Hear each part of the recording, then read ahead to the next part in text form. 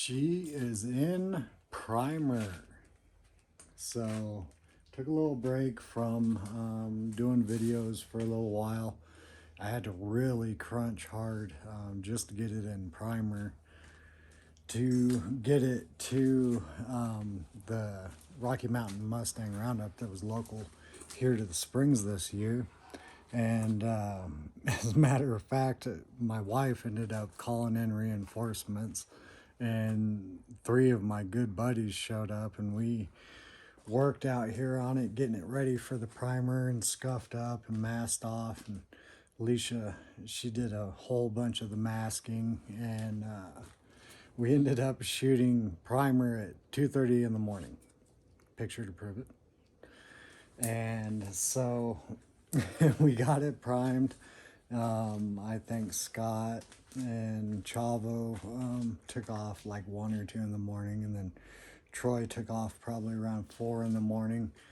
And after everything was primed, I spent the rest of the morning assembling the whole rest of the car. I had to put the bumpers on, the wing, get the quarter windows in, and the trim, which unfortunately I wasn't able to scuff and paint as well, so it was kind of a two-tone, and you can see it, it's trim's still blue from the previous paint job, and then the primer, but she is primered, and I got it there. That was the goal, and I was pretty happy with it. So took a little break, a whole lot of naps, and now I'm ready to get started with it again. And so I've started blocking out this first coat of primer. Now, I did learn some big lessons with the primer when I sprayed it.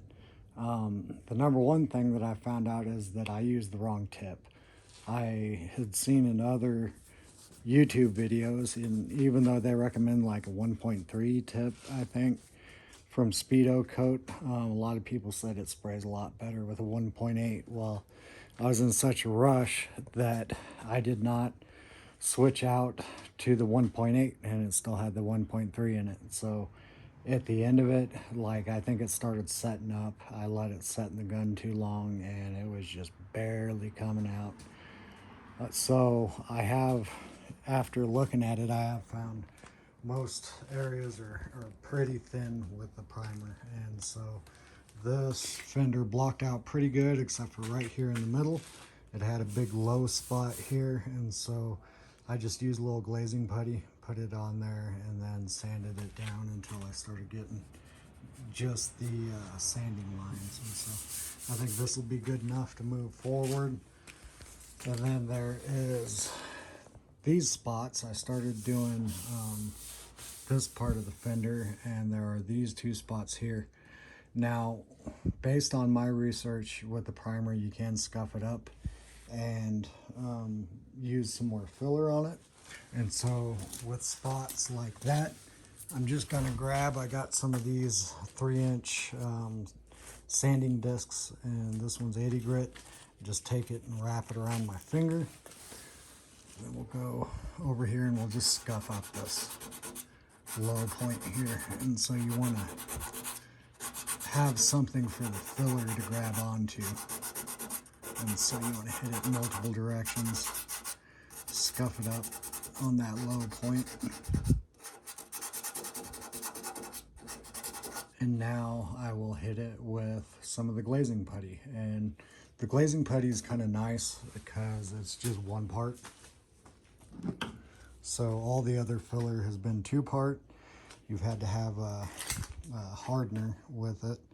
And this stuff, it's just meant for like pinholes and really, really thin spots to fill. And so I just take some of this and I'll put it on my spreader, go over those 2 spots, let it set up, and then I'll block out the rest of the panel and keep working down.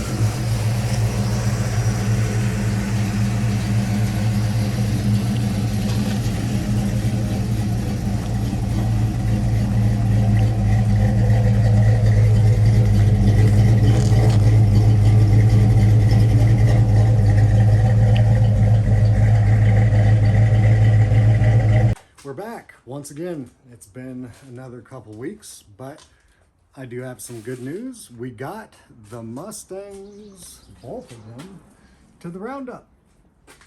So it didn't happen exactly like I had wanted with my Mustang. I wanted to have it painted before the show, but we were lucky to get it primered. As you can tell in my previous videos, I uncovered a lot of rust and areas that were just really jacked up that I had no idea about. So with all that and trying to get it done as good as I can, it took a little longer, but with a hard push and a lot of help from my friends and family. Huge shout out to Troy Griffith, Scott Sullivan, Chris Chavo, of course my wife Alicia Jones, and Thomas Rodriguez. He had a really awesome, can't really see it with all the junk on the back of the car, but I'll pop up a picture. Huge thanks to Thomas Rodriguez for having that vinyl sticker made for me in memorial of my dad. We actually put it on at the car show that he used to take me to every year, and so it's really important to me, and that's gonna stay right on there. But we did a hard push. I had Troy Griffith, Scott, and Chavo come over, and we got everything scuffed up and ready and sprayed the primer at 2:30 in the morning. I spent the rest of the morning assembling the car to at least resemble a car, and we pulled up to the roundup at 9:30 a.m. So it was it was the first all-nighter I've pulled in probably the last 12 years. So it was tough, but we got it done. Took a nice little break afterwards to rest up, and now I'm ready to continue on. I'm going to continue blocking. I got most of the car blocked, and then I'll start thinning out my primer, and hopefully after this next layer of primer it'll be flat enough to shoot the paint. I will probably have to use a black or a dark gray seal coat, and then I'll put the beautiful Pacific Blue metallic, in case you forgot what it looks like. It's right there. So yeah, we did have a mission accomplished. No, it wasn't painted, but it did look good enough to take it to the car show, so I consider it a win. We got it there. We had Sancho there. The wife brought Sancho, and so her boss at her work actually fixed some of the clear coat issues, and sprayed some flat black on there to make it look a little better, and it came out pretty good. So we also rewrapped her hood. Alicia, me, and Troy, all three of us is what it took to do it, but we did get it rewrapped. If I wish I would have known it was going to have flat black on it, I would have ordered a flat black wrap, but it didn't come out too bad. So it was a success. I'm happy about it, and I'm going to keep pushing and make the blue car blue again. All right, I have always wanted to do this, and I have to do a test spray out, so thought I would record it. This is the magical moment of opening the paint. Oh, look at that. Woo! That's beautiful. Nice deep blue. Very slick. Yep, I like it. Stir it up a little bit. Then I'm going to mix it up. I'm doing this test because I'm using a urethane reducer that is not from the same company.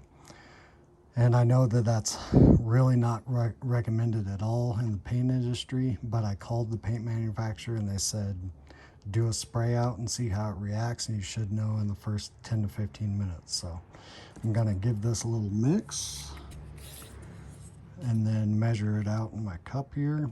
I'm just going to do a real small little batch because all I have to do is spray my spray out card here. But yeah, we'll give it a little mix. Let's see how it looks.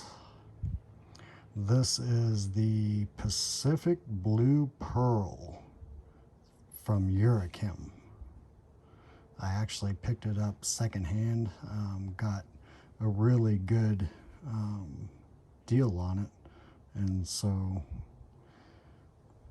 I ended up settling on it. What I was gonna spray it in is the lightning metallic that the newer Fords, the I think 17 and newer Mustangs, that kind of metallic blue. But because I found this at such a good price, I just picked it up. So this is the first time opening it. Okay, we got our reducer in there. So we got 2 parts of the base and 1 part reducer. My experimental mixture, it says to hand mix it for at least 30 seconds. We'll go ahead and do that procedure, and then we will toss it in the DeVilbiss gun over there. I'm just going to use the little mini one and do a spray out on the cord. Okay, she is all mixed up, and now I'm going to put my stir stick to the side, grab the paint gun. There we are. This is the starting line. It is from DeVilbiss. I don't know how to pronounce it, but it's a really nice kit. My wife got it for me for Christmas, and now I'm getting to try it out. So I've already cleaned it out with solvent, ran solvent through it, and adjusted the packing nut, and so that should be good. We'll just take a quick look. Yep, just about right. And we'll dump it in.